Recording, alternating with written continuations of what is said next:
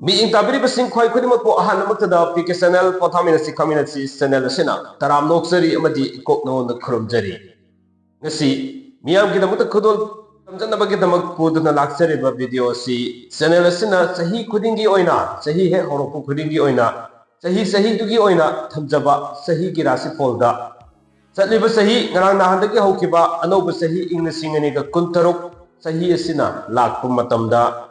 ahan namak tada channel asiki maike digi nasiso adamak nuksijarba viewers sing subscribers sing kwai khunimakta amadi manipur da lebiriba praja section kwai khunimakta ingna singani ga kuntaruk asina nungai yaipaba ing tapalamda mama soidana bagi porapu oresudu amadi nuksijarba viewers sing subscribers sing kwai khunimak sai sada pamjariba manglan khunimak phangbu oresunu haibu wafam siga benana Inglising ini kuntaruk na lakpa kita miyam da yai pamangul pizeri loina na salibi sahi habidi inglising ini kuntaruk asi kita makta sahi sida adong girasi singda sahi gi oiba polda kari leri habdu ngasi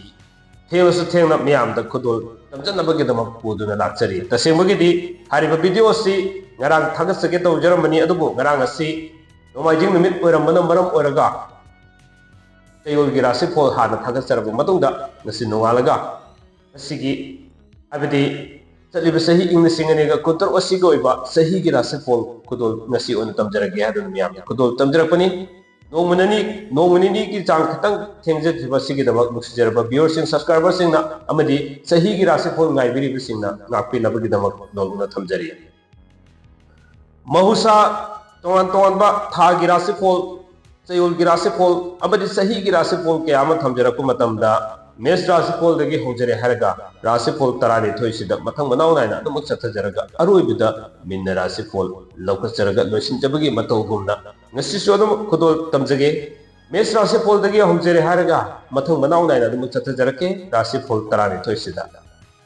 sahi ki oina yengjarakpanina sayul girasi pol ga amadi tha gi rasi pol ga khara khenarakani Tayol girasi pol ga amadi tha girasi pol ga su khara adum khenarakani adugumna sahi gi oina apun bagi yangako matamda sahi gi oina leriba pol sina top khara pol khara pangani aduna isa gi rasi singda sahi gi oiba pol sida kari leri habidu khaminarasi kudol tamjage miyeng kaminasi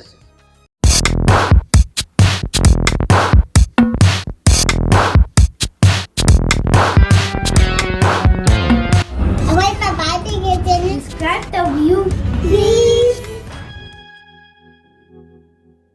Hore may hamadudi ngasi ki thamjari ba sahi gi rasi pol da pukning sangna tamina bagi amadi miyeng tamina bagi tangja lowiner si ahan basi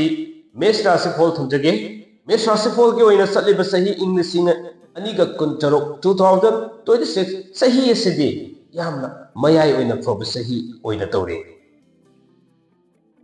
aduga January thadagi June tha phawbase yamna phaba matam oiri sahi sigi oina tauge khanba thabak kaya pangthokpa ngamlamgani aduga mamang sahi haukiba sahi taruk phawbugi manungsida tauge khanna tawbu ngamdana lakhiba thabak kaya do ngasidi hariba matam habidi satliba sahi inglisingani ga kutaruk asida mai fakna pangthokpa ngamnabagi tanja do kuwa phanglagani hariba matam asida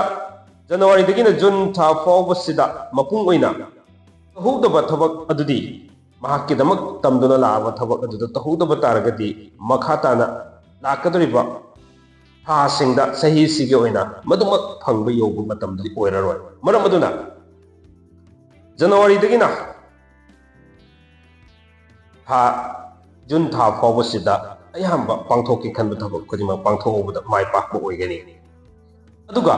saliba sahi sigoina mes mirasi polgi July thadagi na September tha phawbasida mapung oina hana khanjaduna leiba thabak kaya tawgi khanba thabak tawdaba yamna thengnagani aduga tawgi khanba thabak adudi hekta pangthokpasu pangthoknaba honagadabani sahi loisilakku matamda khudong saba yamna amuk lakani kanaba matam amasung hena kaya amasu lakhigani aduga sahi gi oina paisa lakpa khara adum laigani 2026 sahi sida mes rasi gi oina di ana ek की ओइना थोइना लेतबा सही ओइगदरी अदुमकपु चांग अमदा अरुम होबुगुमा मरक मरक की लाको अदुमक्ति अदुमक लेगनी अदुगा यामना अकनबा लैनामक्ति हारिबा सही सिदा थोइदोना लेरोय हाबिसिमा थमजगे सही सिदा कनागुमना मेस्टास फोलदी ओइरे हरगा युमसारोन फंगबा मियोई सिंगना मसागी रासिगी मतुंग इन्ना yum साहौबा यामना फब सहीनी अदुगा सहीगी ओइना लन लेप्सनबा ngamjaba सही सु ओइरी मेष राशि असि सहीगी ओइना येंगबदा मयाई ओइना फबा सहीनी अदुबो चरांगनाबा वखल खरदि अदुबा लेगनी अनिसुबदा वृष राशि फोल लोकसगे वृष राशि फोल की ओइना सहीगी ओइना येंगलप मतमदा तुम मयाई ओइना फना लई सही हौरपदगी जून नत्रगा जुलाई फाउबगी फाउबदा खंगौदना इसागी सिनफमदा लेरिबा अदुदगी कानाबा यामना फंगबा ngamgani ललोलितिकी ओइना कानाबा यामना फंगनी सही सिगी मयाई संसलकप था अद्वाइदा खरा अमुक लेरगा हेना खुदोंग चाबा खरा अदुमक लाकनी अदुबु इनकम की ओइनदी सत्पदगी सत्खिबना सरुक खरे हेना लाको मयाई ओइरपा था स्वाइदा खरा लेगनी मरम अदुना मांगजब खरा अदुमक लाकनी अदुबो हई सिंगलबदी ममैदा हुगोको ngamba thabak lakani thabak kunimak atanba kharadi fawgani adubu tawge khanba thabak ngasi hayeng ngaibada mangjaba lakani maramaduna hariba rashi siki oina october dagi november tha fawbada khwaidagi afaba matamni sahi sigi oinari aduna हरिब राशि सिगी ओइना सादा पेनबा नाइदब वखल अमना पुदुना चत्प मतमसु अयहम मतमद थेंगनगनी सही होरकपदा अना एक खरा थेंगनबा नतना अतैदि थोइना लेरोय अयाम था सिंगसिदा सहीगी ओइना अफब पीबा मतम ओइरी अहुम सुबदा मिथुन राशि फोल थमजगे मिथुन राशि सिदी सही सिगी ओइना येंगबदा अकाकुम नाइना फब फल फंगबा सही ओइरी अदुना हारिबा सिसोदमक मयाई ओइना फबा राशि ओइरी चलिबा सही सिगा ओइना थबक यामनबना सही लोइखिबा खंगौदबा ओइगनी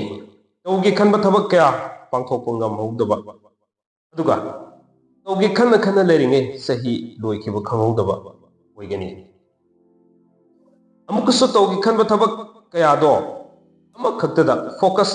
इरगदी कानाबा यामना फंगजगनी इमुंगी मियोई मरु ओइना अहल सिंगदा अना एक खरा लाकनी सेल चटपगी फिबम खरा दम लाकनी सही सिगी ओइना अप्रैल थादगी जून था फाउबा पुन्ना उनमिनरिबा इमानबा सिंगदगी यामना लुना लोइनरिबा इमानबा सिंगदगी खरा सेक्शन दियो सही लोइसलकपा हाइबदी सेप्टेम्बर दगी डिसेम्बर फाउबदा इसागी कोनजमल फंगजबा मतम लेगनी थबकता प्रमोशन फंगबगी मांगजबा मतम ओइगनी लोइना लोइना अल्ले हैना लेथोकपा मदुना मसादा मांगजबा गादा फंगबा मतम ओइगनी पुनमक्की ओइना सही अपुनमसिगी ओइना हारिबा मिथुन राशि सिगी ओइनादी मयाई ओइना फबसिदा खरा सत्कनी खरा लाकनी हाइबगी फिरोमदा दम लेगनी अदुबो पुनमक होनबगी मखादी पोनगनी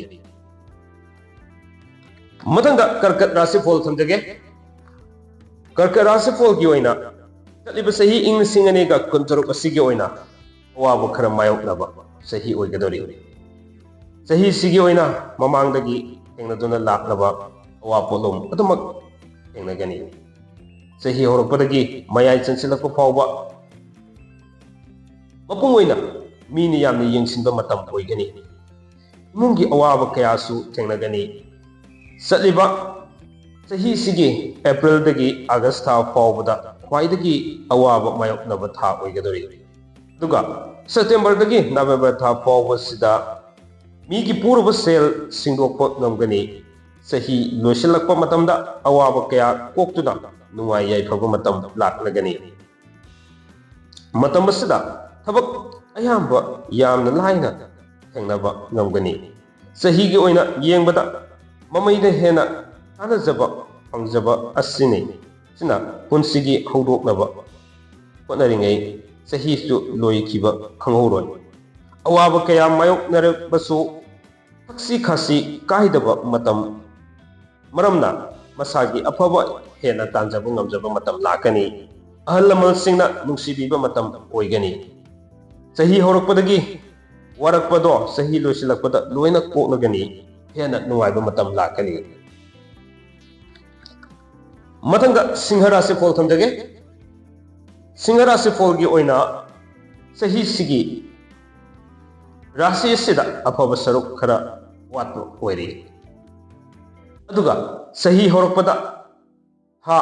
अहुम फावबसे हाबदी सही हौरकपदगी था अहुम फावबसे यामना नुवाइगनी अदुबो मीना नुक्सिबदी यंगसिनबदी यामना कनगनी हारिबा मतम असि ओइबना मरम ओरगा खरा सेक्शनबदी अदुमक अफब ओइगनी अदुबो सही सिगे अप्रैल दगी था मरी फावबा हाबदी जुलाई था फावबसे सथोकपदा सेक्शन बियु इनकम की ओइनदी लेप्तना सांग नाइना लाकनी अदुगा चटपगी सांगसो अदुम मयाई ओइना चटकनी सही हौरकपदगी तंखाई फावसे इनकम यामना लाक्लबसु मपुंग फाना सेविंग तौब ngамदबना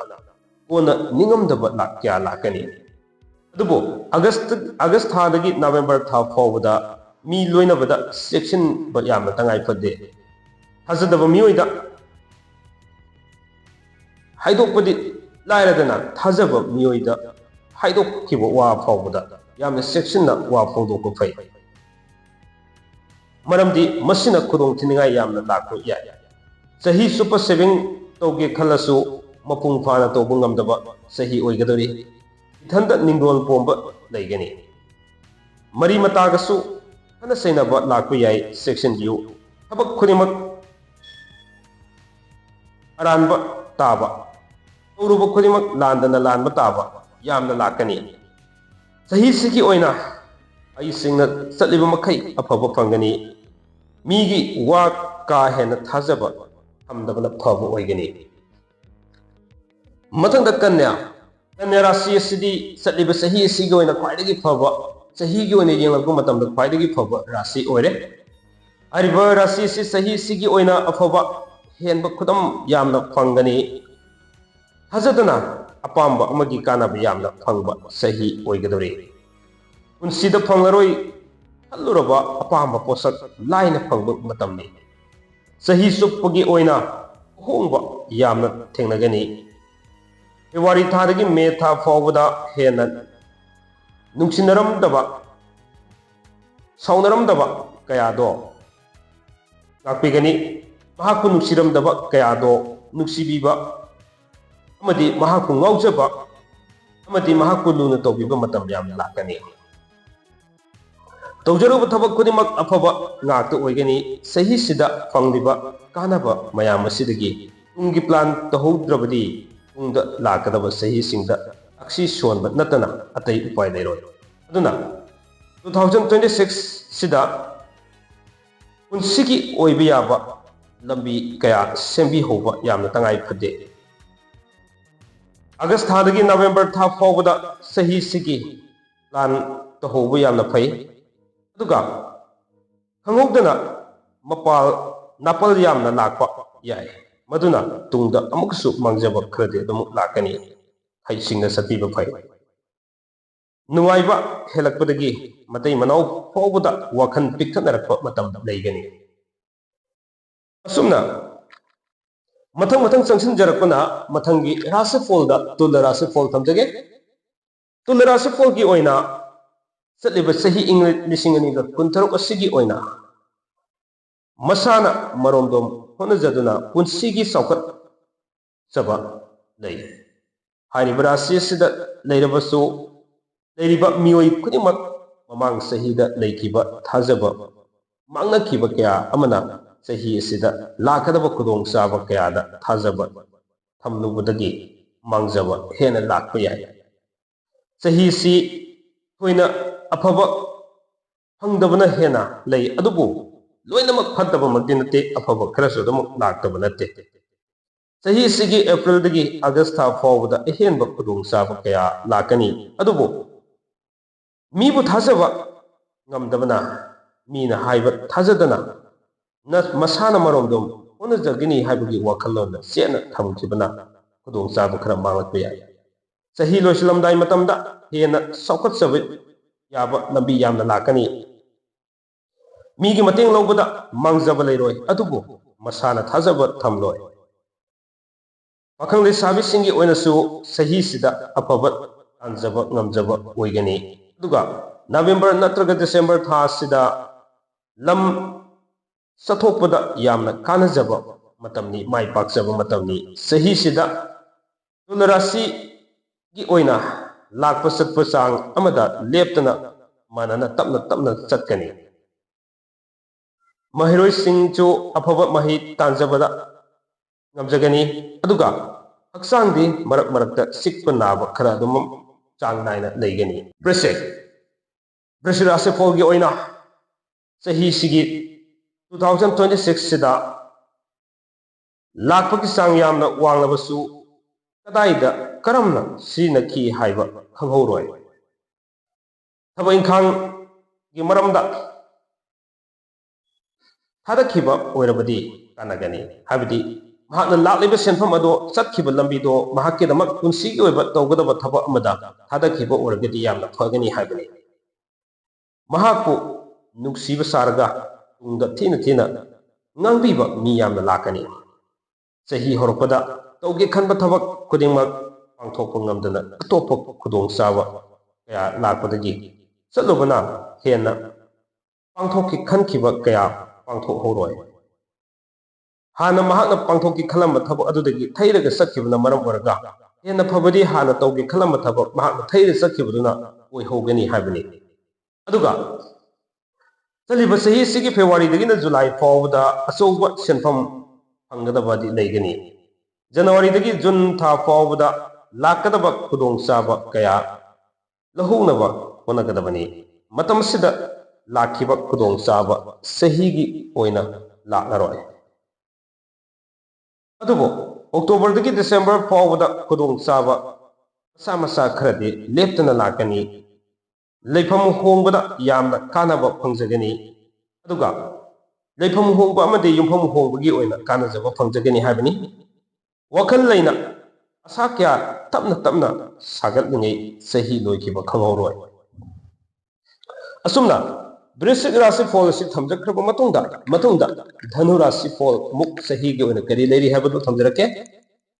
ꯆꯍꯤ ꯏꯪ 2026 ꯑꯁꯤꯗ ꯙꯅꯨ ꯔꯥꯁꯤ ꯑꯁꯤ ꯆꯍꯤꯁꯤꯒꯤ ꯑꯣꯏꯅ ꯃꯃꯥꯡ ꯆꯍꯤꯗꯒꯤ ꯌꯦꯡꯅꯕꯗ ꯆꯠꯂꯤꯕ ꯆꯍꯤ ꯍꯥꯏꯕꯗꯤ ꯏꯪ 2026 ꯆꯍꯤ ꯑꯁꯤꯅ ꯐꯕ ꯍꯦꯜꯂꯤ ꯐꯦꯕ꯭ꯔꯨꯋꯥꯔꯤꯗꯒꯤ ꯑꯥꯒꯁꯠ ꯐꯥꯎꯕꯗ ꯊꯕꯛ ꯈꯨꯗꯤꯡꯃꯛ ꯁꯤꯡꯅꯕ ꯑꯃꯒ ꯂꯣꯏꯅꯅ ꯄꯥꯡꯊꯣꯛꯄ ꯉꯝꯒꯅꯤ ꯁꯤꯡꯅꯕ ꯌꯥꯎꯗ꯭ꯔꯗꯤ ꯃꯥꯏ ꯄꯥꯛꯄ ꯈꯔ ꯋꯥꯒꯅꯤ ꯍꯥꯏꯔꯤꯕ ꯃꯇꯝ ꯑꯁꯤꯗ ꯊꯕꯛꯅ ꯅꯥꯟꯕ ꯍꯩꯕꯗꯤ ꯊꯕꯛ ꯌꯥꯝꯕꯅ ꯇꯧꯒꯦ ꯈꯟꯕ ꯊꯕꯛ ꯀꯌꯥ ꯇꯧꯍꯧꯕ ꯉꯝꯍꯧꯔꯣꯏ ꯃꯍꯥꯛꯀꯤꯗꯃꯛ ꯃꯥꯡꯗ ꯇꯥꯗꯨꯅ ꯂꯩꯕ ꯊꯕꯛ ꯌꯥꯝꯅ ꯂꯩꯒꯅꯤ ꯑꯗꯨꯕꯨ ꯁꯦꯞꯇꯦꯝꯕꯔꯗꯒꯤ ꯅꯕꯦꯝꯕꯔ ꯊꯥ ꯐꯥꯎꯕꯁꯤꯗ ꯑꯍꯦꯟꯕ ꯏꯟꯀꯝ ꯌꯥꯝꯅ ꯂꯥꯛꯄ ꯃꯇꯝ ꯑꯣꯏꯒꯅꯤ ꯃꯇꯝ ꯑꯁꯤꯗ ꯍꯣꯠꯅꯖꯃꯟ ꯃꯁꯛ ꯈꯪꯖꯔꯛꯇꯨꯅ ꯑꯁꯥ ꯀꯌꯥ ꯁꯥꯒꯠꯆꯕ ꯃꯇꯝ ꯑꯣꯏꯒꯅꯤ ꯆꯍꯤꯁꯤꯗ ꯏꯃꯨꯡ ꯃꯅꯨꯡꯒꯤ ꯑꯣꯏꯅ ꯈꯨꯗꯣꯡꯆꯥꯗꯕ ꯀꯌꯥꯁꯨ ꯄꯤꯛꯅ ꯃꯥꯌꯣꯛꯅꯒꯅꯤ ꯆꯍꯤꯁꯤꯗ ꯙꯅꯨ ꯔꯥశꯤꯒꯤ ꯑꯣꯏꯅ ꯁꯦꯝ ꯁꯥꯕꯒꯤ ꯊꯕꯛꯇ ꯌꯥꯝꯅ ꯀꯥꯟꯅꯖꯕ ꯃꯇꯝꯅꯤ ꯏꯁꯣꯔꯕꯨ ꯊꯥꯖꯕ ꯊꯝꯕꯅ ꯆꯍꯤꯁꯤꯒꯤ ꯑꯣꯏꯅ ꯃꯍꯩ ꯐꯪꯖꯕꯁꯨ ꯄꯤꯔꯤ ꯆꯤꯡꯅꯕ ꯌꯥꯎꯗꯅ ꯇꯧꯔꯛꯄ ꯊꯕꯛ ꯈꯨꯗꯤꯡꯃꯛ ꯃꯥꯏ ꯄꯥꯛꯆꯕꯁꯨ ꯄꯤꯔꯤ ꯑꯐꯕ ꯇꯥꯟꯖꯔꯛꯄ ꯈꯨꯗꯤꯡꯃꯛꯀꯤ ꯑꯣꯏꯅ ꯍꯦꯟꯅ ꯀꯥꯟꯅꯖꯕ ꯃꯥꯏ ꯄꯥꯛꯆꯕ ꯃꯇꯝ ꯑꯣꯏꯔꯤ ꯑꯁꯨꯝꯅ ꯃꯊꯪꯁꯤ ꯃꯀꯔ ꯔꯥꯁꯤꯐꯣꯜ ꯊꯝꯖꯒꯦ ꯃꯀꯔ ꯔꯥꯁꯤꯐꯣꯜꯗ ꯆꯠꯂꯤꯕ ꯆꯍꯤ ꯏꯪ 2026 ꯑꯁꯤꯗ ꯀꯔꯤ ꯂꯩꯔꯤ ꯍꯥꯏꯕꯗꯨ ꯑꯃꯨꯛ ꯈꯪꯃꯤꯟꯅꯁꯤ ꯍꯥꯏꯔꯤꯕ ꯔꯥశꯤ ꯑꯁꯤ ꯍꯧꯈꯤꯕ ꯆꯍꯤ ꯀꯌꯥꯗꯒꯤ 2006 ꯂꯥꯛꯄꯤꯒꯅꯤ 2026 ꯍꯥꯏꯕꯗꯤ ꯆꯠꯂꯤꯕ ꯆꯍꯤ ꯑꯁꯤꯅ खरा फगत सही ओइगदौरी मसागी हैजब खकना चतनब यारोय ओजा गुरु खंब तंगाई फते ओजा गुरु याउदना तौरब थबक खुदिमक माय पाकप ngमोय अदुगा ओजा गुरु खल्लगा ओजा गुरु नायना थबक तौरप ओइनदि हेना कानाजबा माय पाकप ओइगनि मसिना पुंसिगी ओइना कानाजबा लंबी यामना थेंगगनि पामबगी सांग ना हंगदबा सांगदगी हेनबना मसादा निंगबा उंगबा खरदि याउरी मार्च तगी मे था फावबसिदा सेक्शन बा वाटपदगी खुदोंग साबा कयादगी लापथोखिबा मतम लेगनी ओइरोइदा हाइबा वखल थादोकप फै उइना उनरुद्रबा मरुप मपांग कयाना उनगनी अमदी मखोगी mateंग कयासु फंगलगनी मसागी हानदगी तौजरकपा सिनफमदगी होंदोकप फत्ते सही सिदा अहेनब ज्ञान लौसिंग कया तानसिनब फबा सहीनी सही से लोरमदाइदा ताकत खरगा थाजदबा मफमदगी सेल फंगबा लay सही सिदगी लाक्लिबा सेनफमना तुंग कोइना चतलगदबा थबक पांथोकबदी ngamloi अदुबो अवा नुवाई अनि सिना मयाई ओइना सत्पा सही ओइगदरे तुंग कोइना तुंगी लंबी की दमक ओजा गुरु नाइना थबक क्या अमा पांथोकबा तारगदि हेना कानाजबा लेगनि मतंगा कुंभ राशि फल थमजगे कुंभ राशि फल की ओइना चलिब सही इंग लिसिंगनेगा कुंथरुक असिदा सही सिगी ओइना अपाम खुदिमक अमदी खल्लिब खुदिमक फंगब ngमगनी ममांग सहीदगी पंदुना लेरकप थबक कया पांथोकप ngमलगनी अदुबो फेब्रुवारी थादगी जुलाई था फावबसिदा ममांगदा पंदुना लेरकप थबक खुदिमक माय फाकना पांथोकप ngमलगनी अदुबो इसादा निंगजब कयाना थबक ओइना पांथोककी खन्ना तौरगदी मदुदा सोथहोब थबक यावब तारगदी कदाइदा सोथहोरी हाबदु कुपना येंसिल तौबना ख्वाइदगी अफब ओइगनी ज्ञान लौसिंग हेंगतप मतमदी ओइगनी अदुगा अक्टोबर नवंबर था फावबसिदा हक्सांगी अनाब खरदी लाकनी अमदी सेल खरसु सत्प लेगनी मीनसु येंसिनब लay वखल फाथबा यामना मथौ ताय इमुंगी थौगाई पुनमक मसादा तागनी वा ngangbada asoiba yaudnaba section da mathau yamna taba matamni natrabadi mina kudong saba yamna lawrkhigani sahi sigi losilapa matamda pangthokki khanba thabakti kayamani maduna migi wa tadana sana khanjaraga kupna khantharaga thabak tawbana khwaidagi ningba thungba matam oigani sahi sigi wana asumna thamjariba rashifol चलिब सही इंग सिंगने खुतरुक असिगे ओइना अरोइबदा थमजरिबा राशिफल से mean राशिफल नि मियाम खोरांग गाइनरिब mean राशिफल गी राशिफल सिद करी लेरि हबदो मुक यमिनसि चलिब सही इंग सिंगने खुतरुक सही सिदा नौन मायोल सोंगलप सही ओइगदोरे मीन राशिगी ओइनदि यामना फब सही ओइबता नतना अनोब पुंसी मायोल अमदा संगसिलक ngमलगनी अदुबो अहेन वखल कयाना मांग थारक मतम सुलाकनी चलिब सही सिगी मार्च तगी मे था फावबसिदा नकना लोइनरंबा इमानबा नत्रगा मरुप कयादगी थाजबा मांगबा मतम लेगनी अक्टोबर नापिगनी अगस्त तगी अक्टोबर था फावबसिदा थाजदना इनकम कयासु लाकनी मरुप यावबा कयासु अहेनबा सिनफम कयागा लोइनना मरुप फरकपा अमदी अहेनबा सिनफम कया चंगलपु ngamba लेगनी अंदुना लेरक सेंफम कयासु फंगलगनी पुंसिगी लंबीदा अवाब कया थेंगनरकदो सही सिदगी कोकप हौरगनी युमगी संपत्ति कयासु लेप्सन बंगमजब मतमनी सही सिदा हुगोप ngमहौद्रबदी तुंगी चांस खरा वाना फंगब याय मरमदुना कुपना खंथरगा तौब थबकना हेना तुंग कोइनगी चतलगदब पॉलिसी कया यातुंग होगनी अवाब पोलुम कयादगी ngathokप ngamlagdaba sahini 2026 minra sigi oina asumna thamjariba rashifol asi ing chaliba sahi ing singani ga kontar asida atong adonggi rashi singda kari kari fol leri habadu sahi gi oina yengpana maram oraga sai mamang su thamjabani sayol gi oina thamjabaga aduga tha gi oina lakpaga amata manaroi khara dama khenagani aduna ꯆꯍꯤꯒꯤ ꯑꯣꯏꯅ ꯊꯝꯖꯔꯤꯕ ꯔꯥꯁꯤꯁꯤꯡꯁꯤꯗ ꯑꯗꯣꯝ ꯑꯗꯣꯝꯒꯤ ꯊꯝꯖꯔꯤꯕ ꯐꯣꯜꯁꯤꯡ ꯑꯁꯤ ꯍꯌꯦꯡ ꯃꯇꯨꯡ ꯇꯥꯔꯛꯄꯁꯤꯡꯁꯤꯗ ꯀꯌꯥꯝ ꯆꯥꯅꯩ ꯍꯥꯏꯕꯗꯨ ꯑꯃꯗꯤ ꯍꯧꯖꯤꯛ ꯊꯦꯡꯅꯔꯤꯕꯁꯤꯒ ꯀꯌꯥꯝ ꯆꯨꯅꯩ ꯍꯥꯏꯕꯗꯨ ꯏꯁꯥ ꯏꯁꯥꯒꯤ ꯃꯣꯠ ꯑꯣꯏꯅ ꯀꯃꯦꯟ ꯕꯣꯛꯁꯇ ꯊꯝꯕꯤꯔꯛꯀꯅꯤ ꯍꯥꯏꯕ ꯋꯥꯐꯝꯗꯤ ꯊꯝꯖꯔꯒ ꯆꯦꯅꯦꯜ ꯑꯁꯤꯕꯨ ꯍꯦꯟꯅ ꯃꯄꯨꯡ ꯐꯥꯕ ꯆꯦꯅꯦꯜ ꯑꯃ ꯑꯣꯏꯅꯕꯒꯤꯗꯃꯛ सब्सक्राइब तौबीद्रिबसिंग सब्सक्राइब तौबियो अमदी लाइक शेयर कमेंट पिबियो है वाफम थमदरगा लोइबो फाबो ताबिरिबा अमदी मियंग ताबिरिबसिंग ख्वाइ खुदेमकु अमुकसु लोंखै लेदना थागसबु फोंदोक्चरी कांगलै पाकना याइफरे